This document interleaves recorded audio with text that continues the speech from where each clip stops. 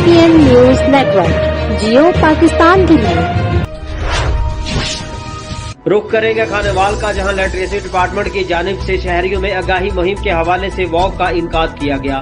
ضلع خانوال میں literacy department کے تحت 419 نان فارمل جبکہ 70 تعلیمی بلغان کے سیٹر ناخواندگی کی شرح کو کم کرنے میں اہم کردار ادا کر رہے ہیں۔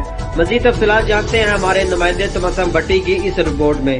خانوال میں لٹریسی ڈپارٹمنٹ کی جانب سے ناخواندگی کی شرح کو کم کرنے کے لیے آگاہی مہم کے حوالے سے واک کا انعقاد کیا گیا۔ بعد ازاں district education officer literacy Shazia Noreen نے ضلع خانوال میں ناخواندگی کی شرح کو کم کرنے کے لیے لٹریسی ڈپارٹمنٹ کی جانب سے کیے گئے اقدامات پر بریفنگ دی اور ان کا مزید کہنا تھا کہ تعلیم کو عام کیا جائے۔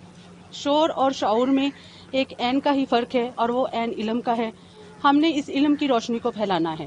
وہ تمام بچے جو گھروں میں ہیں اور وہ تعلیم حاصل نہیں کرتے، لٹریسی ڈپارٹمنٹ کا یہ مقصد ہے کہ وہ اس کو بچوں کو اسکول میں لے کر آئیں۔